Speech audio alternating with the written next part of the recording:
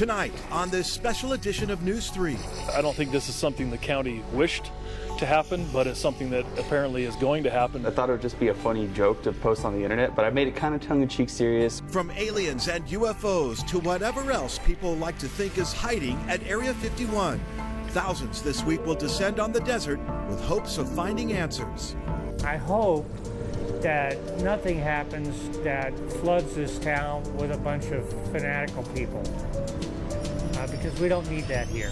A look at the social phenomenon that started the movement, the deep fascination with exploring the unknown, and why the ultimate goal for many remains an extraterrestrial encounter.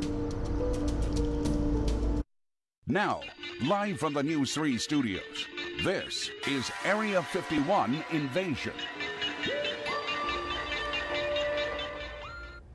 If you post it, they will come. Area 51 preparing for tens of thousands of people who want to, quote, see them aliens. That's right. It's one of the most secretive spots in America. And now it could be home to one of the biggest parties two small Nevada towns have ever seen. Thank you for joining us for this special edition of News 3. I'm Latoya Silman. And I'm Gerard Ramallo. What began as a social media prank has evolved into an international trek to the desert just a couple hours north of Las Vegas. Storm Area 51 takes place this week. What exactly that will be remains a mystery. The world has always been fascinated with the unknown. Area 51, one of the country's most highly classified military facilities, has the allure of both science and secrecy. Perhaps now more than ever. I believe that the United States government has captured aliens. When a meme appeared on Facebook calling for people to storm Area 51 on September 20th, the response was overwhelming. Upwards of 3 million RSVPs. My daughters will be there. I heard about it on social media, so I think security is going to be ready.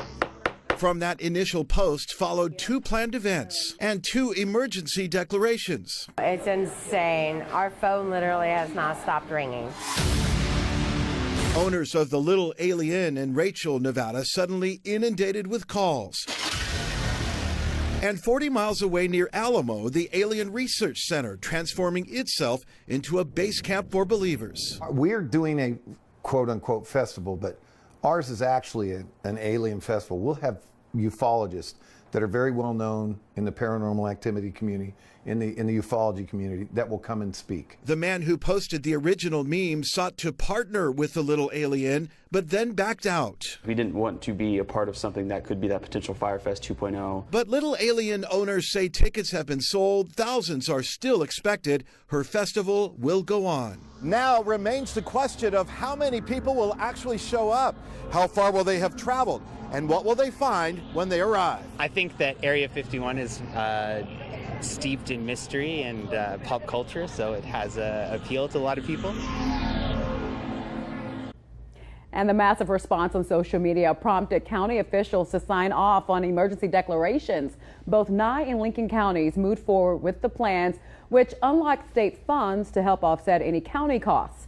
The emergency declarations are now in effect. Lincoln County commissioners told News 3 they expect upwards of 30,000 people. And the anxiety extends beyond Lincoln and Nye counties. Nevada's elected officials are watching this social media-driven sensation carefully and nervously. Their message, stay away from Area 51. Here's our Jeff Gillen. Good evening, everybody. What may have started out as good Facebook fun is deadly serious to the people who help run Nevada. America's most secret and storied base is in the middle of nowhere. And here's the headline: you're not going to get anywhere near it. Nor should you try, says Nevada Senator Jackie Rosen. And especially up at Area 51, where it's more than 30 miles from a road into where the base is. People don't understand that how harsh the conditions are. At least Woodstock came with trees and water. This, whatever it is, will come with desert and danger. Senator Rosen has been in contact with the Department of Defense.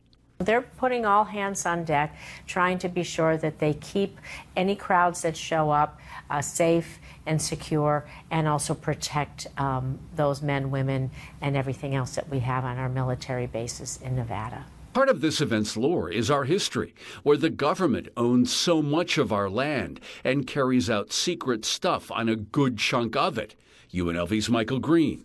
Where it also fits with Nevada is this whole notion of the federal government hiding something from us. And Area 51 fits into that because we really don't know what goes on out there for the very logical reason that the government wants to keep it a secret. They're testing things. So mix Storm Area 51 with that and with the distrust some people have of the federal government, and you get a worried Congresswoman Dina Titus. And I mainly hope this doesn't turn into a confrontation like the Bundy situation and BLM, where you've got a lot of people facing off with federal agents and it becomes something that it really isn't or shouldn't be. Storm Area 51 began as a chance to, quote, see them aliens. But even its creator got nervous. He's now holding his event in Las Vegas, worried, he says, about thousands descending on the desert. Still, the big unknown is how many people will show up, as close as they can get to a remote government fence. I strongly discourage anyone from storming any national security facilities. The potential impact on our local communities is no laughing matter. Large crowds could disrupt local resources and cause undue stress on law enforcement and county officials, says Senator Cortez Masto. So the message from official Nevada, if you want to see aliens, watch a movie. Jeff Gillen, News 3.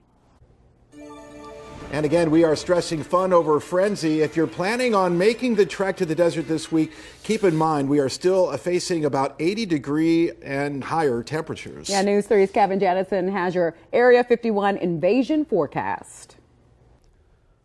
Okay, guys, we have a lot of traffic upstream, and what that essentially means for those who are going to be out and about, winds at times and cooler air coming down from the north. The timing is pretty good because the last batch of winds should die down by Thursday night. Temperature-wise, the quote-unquote hot spots will range from 69 in Rachel to 86 in Las Vegas. These are Friday highs. And when you look at these numbers, they're not too bad, but since a lot of people will be out 24 hours, plus, it's the overnight lows that'll be a problem. Check out these morning temperatures. Now, these are all for Rachel. It will warm slightly, but if you're going anywhere else in Lincoln County, you will probably see overnight lows in the upper 30s. And Rachel could get down to the mid-30s, and with the wind blowing Wednesday night, that's going to be an issue, with highs rebounding to the 70s.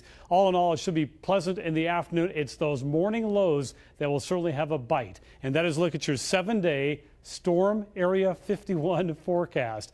Ought to be wild. Send it back over to the desk. While thousands are expected to show up for the planned events, county leaders anticipate many more will stake their claim on BLM land surrounding the festivals. But there are risks to setting up camp in the desert, and officials at Red Rock Search and Rescue advise against it. That is pure desert environment out there. So unless you bring it with you or somebody's nice enough to take care of you, you're just not going to have the substances that you're going to need to survive out there. But if you're insistent and your sights are set on desert sand, survival experts say be sure to include a few items with your travel gear, a minimum of 3 gallons of water per day per person. Watch out for wildlife like snakes, scorpions, and spiders. Wear the right attire, boots, and long pants, and bring first aid supplies, plenty of sunscreen, and some type of shade cover. Some very good advice, but you had me at snakes. I couldn't be bothered. Well, the Lincoln County Sheriff's Office will be in charge of keeping the peace during this event, and should participants commit any type of felony, they could find themselves in lockup in the small town of Pioche. That's the county seat. News 3's Denise Roche takes a look at the accommodations there. What are you guys up to today? Step inside the Ghost Town Art and Coffee Company and you'll find Kelly Garney hard at work. I use a lot of different things, just little things I find in the desert. As shop owner, he's become a big fan of small town life, creating artwork in Pioche, Nevada for 4 years. And I just fell in love with the town, and you know, it's a very charming town, it's a very peaceful town. Ironic, maybe, if you understand who Garney is, a founding member of the rock band Quiet Riot, who's now a bit concerned. You might as well say, you know, let's go, you know, rob Fort Knox. About what kind of ruckus the storming Area 51 folks might bring to Lincoln County. And I hope that nothing happens that floods this town with a bunch of fanatical people. Because we don't need that here. And Garney is hardly alone. I was born and raised in Lincoln County, and I've been with the Sheriff's Office for 30 years. Lincoln County Sheriff Kerry Lee says he's beefing up staff for the Facebook-inspired event. While Area 51 is a good hour-and-a-half drive from Pioche, this is where the detention center is. This is where the inmates come to be booked. The sheriff giving us a tour of the 125-bed facility. Now, this cell is about 10 by 20, and it's not exactly a comfortable stay. But if people do really press their luck out at Area 51, this is exactly where they'll end up. Steel bunks, stainless steel toilet, a metal bench, and a view of not much. They could end up here in Pioche, absolutely. I mean, it's trespassing, and it'd be the same as trespassing in any other military facility. Nellis Air Force Base, you trespass on Nellis Air Force Base, what happens? You know, they're probably going to go to jail. Lee says it's also possible a processing center will be set up right outside of Area 51. And he has no issue with people coming out to take pictures and stare up at the sky. It's the word storming that draws his attention. Now, the problem with this event is it is impossible to know what to plan for. Will 50 people show up? 500? 5,000? There's no way to nail down an exact number. But rest assured, here in Lincoln County, law enforcement will be ready. The medical side of it, the garbage side of it, the sanitation side. I mean, it's just, there's a lot of things to think about, let alone the law enforcement side that the county is thinking about how they're going to deal with. Including campers dealing with the heat, rattlesnakes, and scorpions. As for Garney, I think it's a little bit silly, to be honest with you. The one-time rocker just wants visitors to respect Nevada's small towns and leave the alien talk to keyboard cowboys. Go online, go on forums, talk about it, try to figure out what you can. Personally, I don't think there's much for them to find out there. Denise Raj, News 3. We will see, but if you can't make it to Heiko or Rachel for the storm, don't worry. You don't have to go very far for Intergalactic Entertainment. The downtown Las Vegas Event Center is hosting an Area 51 celebration on September 19th, beginning at 8 p.m. It's a free show with a top secret lineup. The creator of the viral Facebook event will also be part of this celebration. For more information, you can head to our website, news3lv.com. Was it a flying saucer or perhaps a weather balloon? A crash landing so shrouded in mystery that decades later it still baffles many in the community of Roswell, New Mexico. Still ahead, a new interest in the site and its connection to Area 51.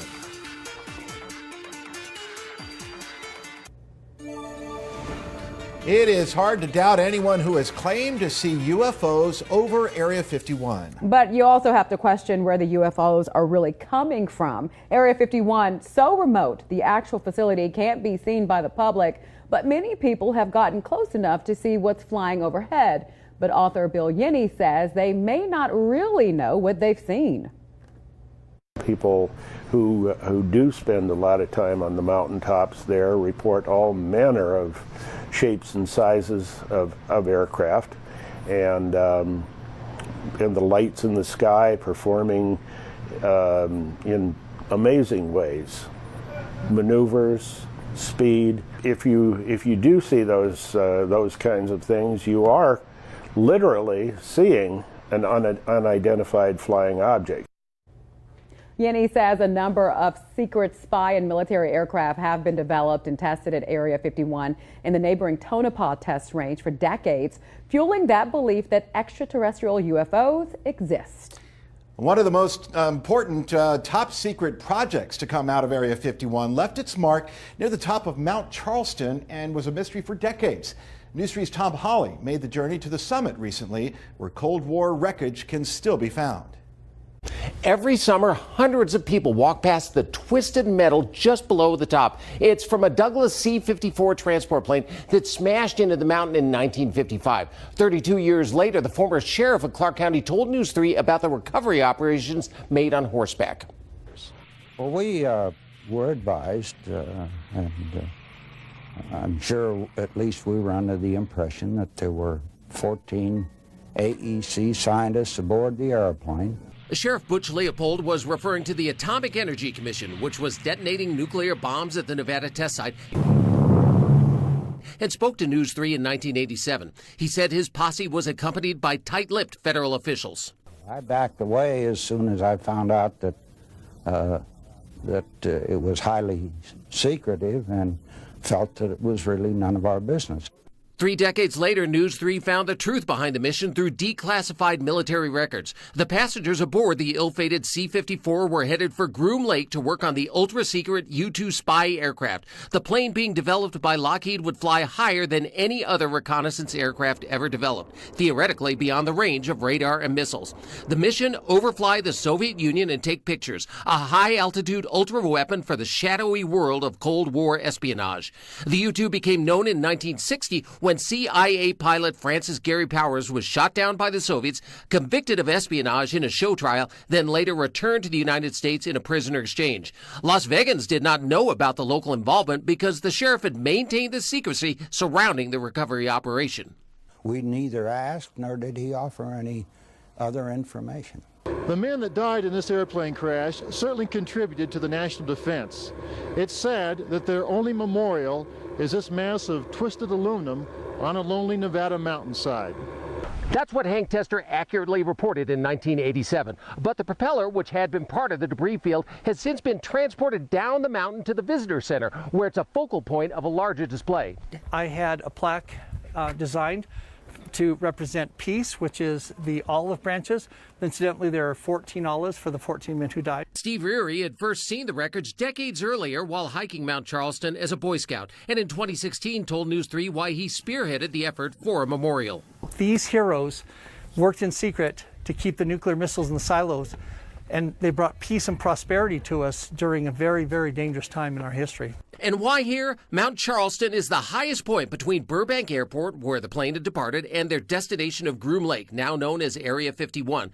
A fraction of a degree's difference in either direction, and the tragedy would have been avoided. To actually reach the crash site, it's a 4 to 7 hour hike each direction. The memorial is at the visitor center and an easy drive up Kyle Canyon Road just below the Mount Charleston Hotel. A piece of Area 51 history right in our backyard. All right, thanks so much, Tom. Area 51 is, of course, only a small part of the government facility once known as the Nevada Test Site. It was also ground zero for our nation's nuclear preparedness from 1951 to 1992. A total of 928 announced nuclear tests were conducted. To this day, historic blast sites remain, including some of the houses used during testing. The government wanted to see what would happen to a typical American house if doomsday ever came. There was this fear, this thought that everybody was having that, there's a red under every bed, that there's going to be full-scale nuclear war, that they're going to wake up to bombs dropping on America. So there was this civil defense organization trying to understand how we protect the American public. About 10 years ago, the Nevada Test Site was renamed. It's now known as the Nevada National Security Site. Area 51 isn't the only place in our country associated with aliens. In fact, many believers think whatever evidence there is was collected more than 70 years ago when a UFO crashed in New Mexico. News 3's Denise Ross traveled to Roswell, where people from all over the world go looking for answers. Late this afternoon, a bulletin from New Mexico suggested that the widely publicized mystery of the flying saucers may soon be solved. It's a mystery that endures. What happened outside Roswell, New Mexico in the summer of 1947? Army Air Force officers reported that one of the strange discs had been found and inspected sometime last week. Here at Roswell's International UFO Museum and Research Center, eyewitness accounts have been carefully collected, and it all started literally on a dark and stormy night. The rancher heard a loud crash. Thought that didn't sound like thunder, so he went looking the next day and then found the debris field. Karen Hardemew is deputy director of the museum, who says as the story goes, a UFO crashed on a nearby ranch. In an initial press release, the military even calling it a flying saucer. The Roswell Air Base refuses to give details of what the flying disc looks like. But then the story changed to a downed weather balloon and later equipment dealing with nuclear test monitoring. But here in Roswell, they say there were witnesses. A lot of witnesses. We have several affidavits and from people who said they seen it. We had one gentleman come in and he was crying. He was an older gentleman and he was there and he said he's seen the bodies. Bodies of dead aliens. Museum director Jim Hill. People across the world know Roswell. They may not know that New Mexico's in the United States, but they know it's Roswell, New Mexico. Now, the museum is a gathering place for visitors looking for the truth. Since opening day in 1992, over 4 million people have walked through the exhibits, some of it serious, some silly. Hill says for years after the incident, few people talked about the crash. Times have changed. Starting in about 1994, it became a big deal. And the longer this so-called cover-up goes on, the bigger the deal becomes. Workers at the museum are careful not to try to sway opinions one way or another. For instance, on this wall right here, pictures that have been easily debunked, while over here, more photographic evidence where maybe the jury is still out. The point is to present the evidence and let the individual decide. I've always been a believer, and then once we put a man on the moon, I thought, well, you know, we're going to see them sometime. So why haven't we? One story from Roswell suggests all physical evidence from the crash was taken to Area 51 in Nevada. But storming the site... I think it's funny, it's fun. I hope nobody gets seriously hurt. Not suggested, even while a 72-year-old mystery lives on in Roswell, New Mexico. And I don't know what, but something did absolutely happen. I've never seen a UFO, and I'm always looking up. Denise Rosh, News 3. Well, that search for the truth has become big business for Roswell. It's a billion-dollar brand that fell out of the sky. Coming up a bit later in the show, we'll take you back to New Mexico and find out how Roswell has embraced its UFO identity. Plus, is interstellar travel on the horizon, and why some scientists believe a trip to Mars is possible. More in a moment.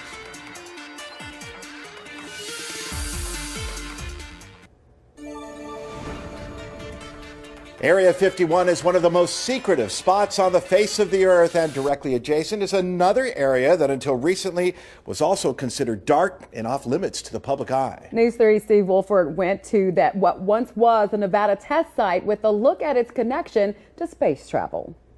While a lot of attention right now is focused on space aliens visiting the Earth, we know for a fact that space aliens have visited the moon several times and even left relics on the lunar surface. Those lunar aliens, by the way, were Earthlings. Both hands down about the fourth rung up. It's been 50 long years since the moon was first beneath the foot of a human being. And scientifically, Neil Armstrong's first stride into the Sea of Tranquility on the lunar surface actually began in a massive hole created by a 104-kiloton nuclear test blast at what is now the Nevada National Security Site. And years before Armstrong and the other U.S. astronauts walked on the moon, they came here to Sedan Crater first. One of the big reasons Sedan Crater was chosen for the Apollo moon landings as practice is the things that scientifically that the astronauts could learn about crater formation. As Margaret Townsend, the senior mission support and test services principal scientist at the site, points out, the Apollo astronauts were pilots who needed a crash course on crater formation before making the 250,000-mile trip. It was a good opportunity for the astronauts to improve the kind of science they could do on their mission. It was thought to be helpful to understand craters and the kinds of craters they would see on the moon and be able to understand different kinds of crater formation. And because they were limited on how long they could stay on the moon, the lessons from Sedan Crater also helped with lunar time management. The sheer size of it, how do you go about attacking the kinds of measurements you want to make at a place like this, and how do you determine how much time it's going to take, and if you're limited in time, what are the most important measurements to take? Communications specialist Kirsten Kellogg says it's taken years for some of Nevada's connection to the moonshots to come to light simply because the test site was shrouded in secrecy for decades. All the Apollo astronauts except a couple came out and trained at the site, and just more recently, I've learned a lot more about it, and who knew that connection was there until you start kind of digging into the archives and going, wow, We've done a lot with NASA, actually, over the years. And it went beyond conventional rocket science. There was a nuclear-powered rocket in the works for about a decade. Much of the equipment was hauled around the site by a bright yellow locomotive, now retired at the Southern Nevada Railway Museum. It was a pretty big, robust program at the time, and actually President Kennedy, who's the only president that's ever visited the site, came out specifically to see that program. Neil Armstrong and the other American astronauts could have still gone to the moon having never seen Sedan Crater. But without using it to learn about crater formation, those historic trips may have been a lot less rewarding. Back to you. All right, so much unknown, so many things that we are just shrouded in mystery here. Absolutely fascinating, and we're happy to share some of that information here tonight. Yeah, which is why so many people are expected to pour into that area. And while the debate rages on about aliens actually visiting Earth, some scientists are working to send humans to Mars. In fact, optimists say it will happen in 10 years. But is that, in fact, realistic? News 3's Denise Roche with a look at the research going on not far from Las Vegas.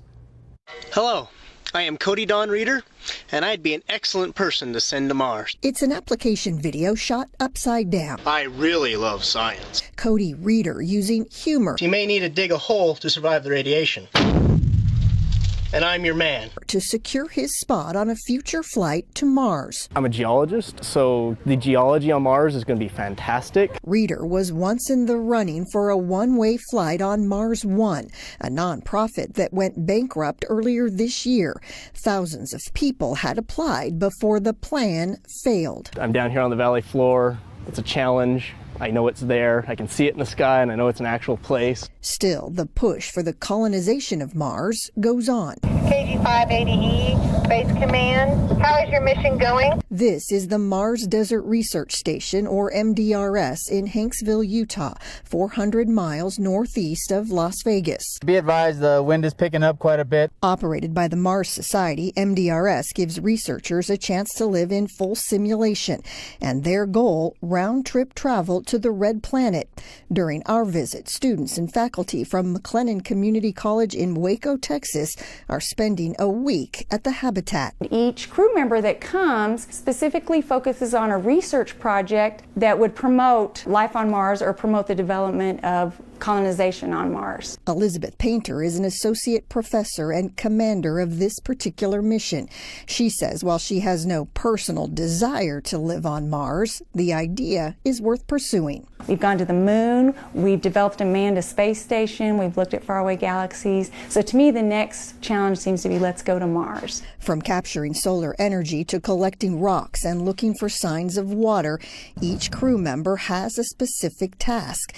Mechanical engineering student and Navy veteran Dave Moran designed a mini rover. I think it'll give me an extra notch on my belt. And says his time in the military helped mentally prepare him for an extended mission. To me, every deployment felt like it could possibly be a one-way trip. And why not help the human race in a different way? The Mars Society only has 2 of these research facilities in the entire world, and the other is at the Arctic. So does this look anything like planet Mars? I have no idea, but I can tell you that looking out over the terrain, it's easy to imagine you are on another world. Still, there is the price tag to consider. Estimates vary widely about what it might cost to send humans to Mars, but the figure would be in the tens of billions of dollars.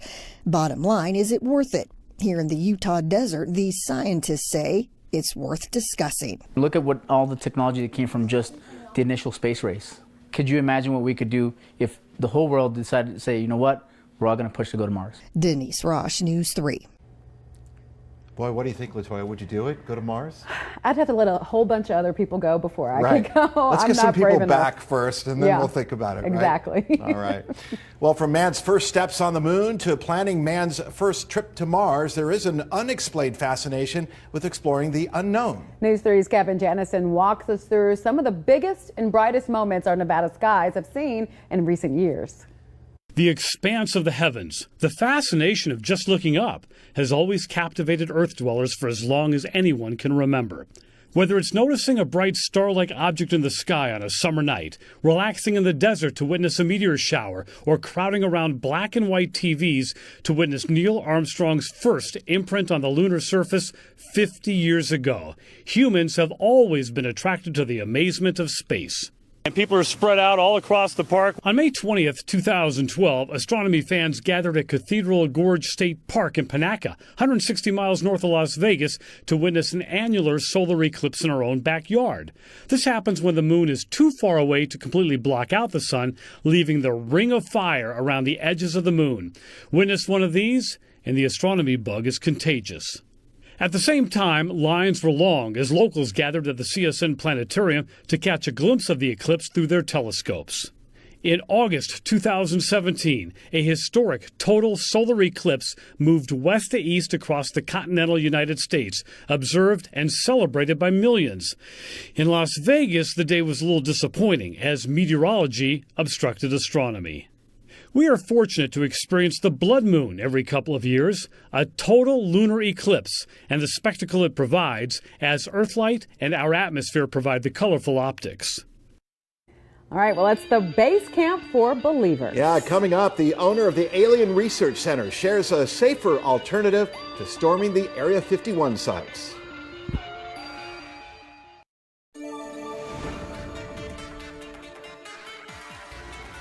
It's the gateway to Area 51, the first stop along the infamous extraterrestrial highway. The Alien Research Center now hoping to deter any misguided storming with a festival of its own. And I'm joined now by the owner of the Alien Research Center. George Harris is here. First of all, your event is called Base Camp, right? Base Camp Area 51. For believers. For believers, and that's where everybody's going to show up anyways.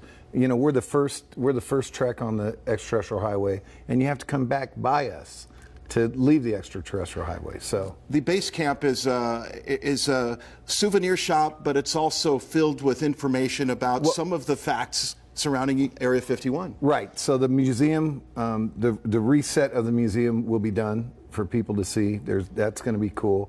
It is a gift shop, and then we're going to have bands. David Foley from Kids in the Hall is coming up.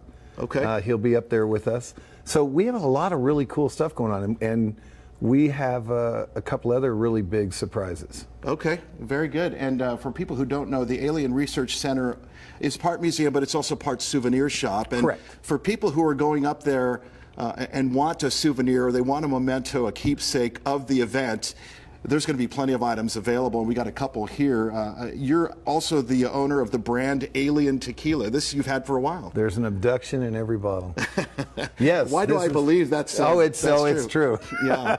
And you have T-shirts. We have T-shirts and keychains and everything else. See, the stuff, the way when we sell everything, that's what pays for our hobby, because we actually have a whole group of us, and people go all over the country to research UFO findings, or I was abducted, so it's pretty cool.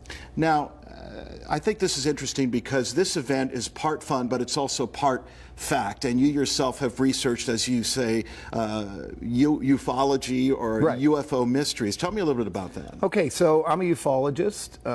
That means that I go out, and when stories are transposed to people saying, oh, we saw this ship in the sky, we have a whole cadre of stuff we do, but we put an overlay and say how many times has someone said there's a UFO in this area, and we go and we investigate. But yes, for the festival's part, no one's ever got really great speakers together. Right. And we've got all the great speakers in the UFO community are coming, which is good because people have a lot of questions about the government's transparency. That's why everybody wants to rush Area 51. And by the way, you're not recommending. No, right? I'm not recommending. I'm not recommending. And let me tell you what, though, what we did is we made an exact replica of the back gate on the back part of our property, so people can rush Area 51. And you have campsites as well that have been selling. Is that correct? Oh yeah, we have campsites and we have RV sites. This is going to turn into a really cool event. All right, George, thank you so much Thanks for coming having out. me. I appreciate it. We're looking forward to the event. And for more information, you can head to stormarea51basecamp.com. Tickets are available on Ticketmaster, and we have all this information linked on our website, news3lv.com. LaToya, we'll send it back to you. All right, thanks, Gerard. A ufologist. I bet a lot of kids are saying, maybe I should do that when I grow up. Well, it's a cosmic creation calling all alien enthusiasts. They want to see something, so we are providing what people want to see. How one man's American dream becomes a reality right in the middle of the desert.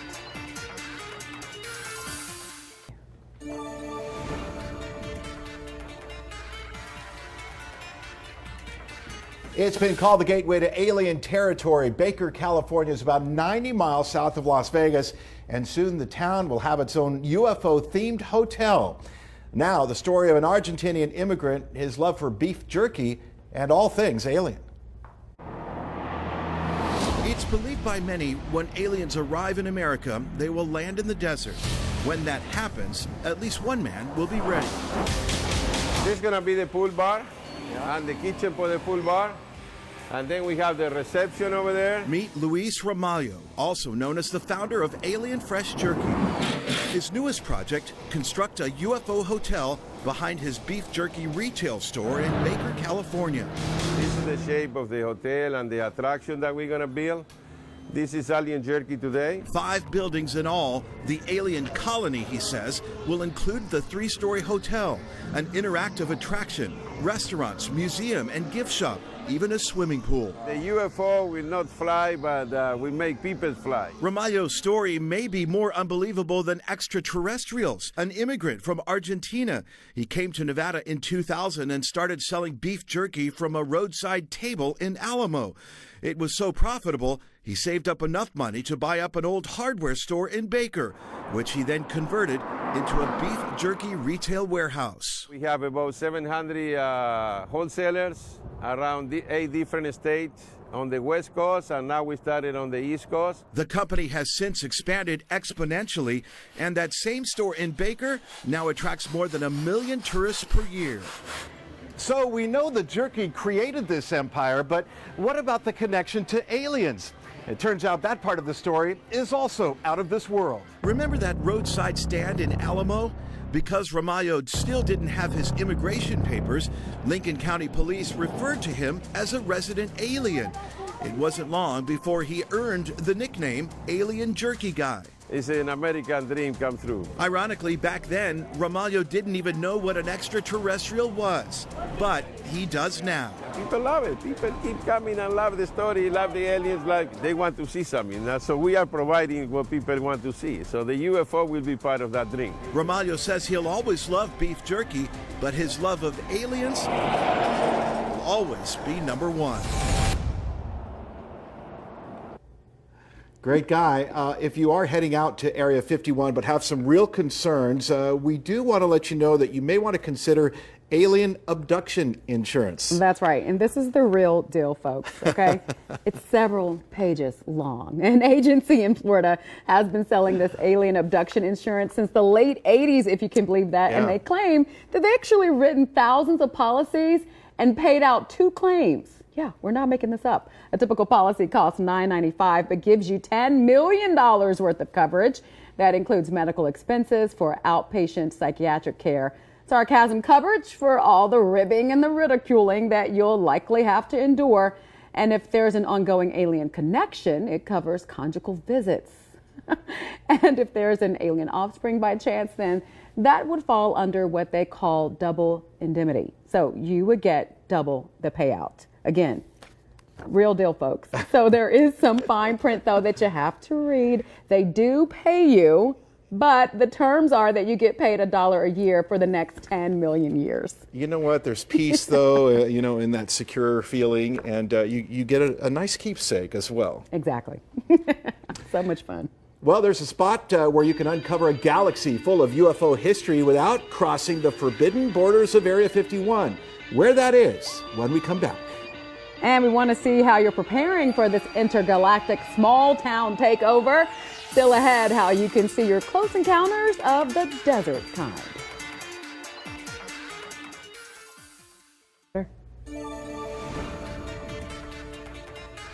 Renewed interest in Area 51 has already meant an uptick in tourism for surrounding communities like Rachel. And history shows UFOs sell. News 3's Denise Rosh takes us back to Roswell, New Mexico, where the city is all about little green men.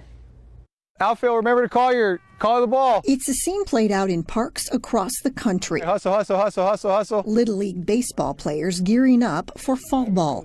And here in Roswell, New Mexico, it's a normal place to live. Baseball mom and small business owner Beth Wakefield doesn't mind talking about her city. Attaboy, way to get it. Throw it all the way in, that's you. Between plays. Good job. We have some great food establishments and things that have been focused on Food Network, so we've got a lot of stuff here. Including a lock on the UFO industry. From the Welcome to Roswell sign to the city seal and all points in between, aliens are big business here. Where else would a giant ET hawk donuts and ice cream? It's a billion-dollar brand that fell out of the sky. Juanita Jennings is the city's director of public affairs, who says a visit to Roswell is on many visitors' bucket list. Learning more about the place where in 1947 a flying saucer reportedly crashed on a nearby ranch, even though the actual site is on private land and not currently open to the public. We have people who come during spring break, during Christmas time, just to come see aliens, to see our UFO research center, because they want to find out the truth for themselves. And every July, this town of 50,000 people sees its population double during UFO Festival, a 3-day party celebrating everything alien. Then there's the television show Roswell, New Mexico. Jennings calls it free publicity. It was in over 250 markets across the nation. We couldn't buy advertising for every Tuesday night at 8 p.m. You're watching Roswell, New Mexico. And it's not just Main Street that gets in on the action. A lot of people think that a spaceship crashed here. I mean, yeah. What do you think about all that? I don't know, Meet Francisco Barraza. His friend built a fiberglass spaceship for their front yard. There used to be a small alien inside. Someone stole it. Have you ever seen anything in the sky? Mm-hmm. Have you ever seen it? No. You've never seen one? No. Just this one? No, they one. But in a town where even the street lights have an alien glow, the idea of storming Area 51 seems a bit silly. Still, if you want to talk conspiracy theories and government cover-ups, the people of Roswell welcome you. We love anytime the world talks about aliens or storming 51. It was great to see our social media account, so people get us confused and they think it's in Roswell. And we said, nope, you're got the wrong city. It's in Las Vegas, but we'll take the attention anyway. Come on, kid, gotta get in front of it. Back at baseball practice, Wakefield is just fine with the alien label. Well, I think it's good because it brings in people into our community and it just makes Roswell different. But remember, you're more likely to see a fly ball in the Roswell sky. Let them know you got it. Mine, mine, mine, mine. Than anything extraterrestrial. Denise Rosh, News 3. All right, they're laughing all the way to the bank. They sure are. Well, there is also a spot in Las Vegas where the public can go to gain more knowledge of UFO history, including the story behind Area 51. Yeah, right near UNLV is the National Atomic Testing Museum, and inside you will find an Area 51 exhibit. There are artifacts and literature that range from items that have been declassified to pop culture items like unofficial military patches with aliens on them. We spoke to the curator of the museum, who confirmed Area 51 is still very much in use by the government, and certainly several decades ago it would have not been unusual to spot UFOs flying above the desert. Especially in the 50s and 60s, you have this plane that's going higher than any other plane we know of, faster than any plane we know of, and turning very strangely compared to everything we have. I fully believe people saw UFOs out there, but that's exactly what they were. They were unidentified flying objects, not aliens, but just unidentified. They're planes you've never seen before. Makes sense to me. The museum, by the way, is open 7 days a week except holidays. Tickets range from $16 to $22. I know, I feel like they're making me a believer too, Gerard. Well, the viral social media post started with a simple meme, and then more memes started to take shape before turning into one of the biggest events in our galaxy. In fact, you can see some of them right here behind me as a lot of people start talking about what they're going to do. They're showing footage of so-called aliens turning up all around, and a lot of people getting in on the fun of all of this. Yeah, we've got dancing aliens. There's one dancing right outside one of the gates there at Area 51. Not sure if he'll be there this coming weekend, but we're going to look for him just the same. Yeah, and then more extraterrestrial dancing, of course, and people want their souvenirs. I love this one, straight out of Area 51. And there are plenty more, of course, News 3 will be sharing throughout the week, so stay with us. And we also invite you to be a part of our coverage. If you're planning on heading to Rachel or Heiko to invade Area 51 or just to be out there, we do want to see how you're getting ready. Send us your pictures using the Chime In feature on our News 3 app. And News 3 will have all of your Area 51 invasion coverage. Gerard Ramallo, of course, and Faith Jesse will be live on location starting this Wednesday. And finally, as we beam out to alien territory, we do want to thank you for letting us abduct your evening. Remember, the truth is out there. It may just take a little out of this world encounter so that you can see it for yourself.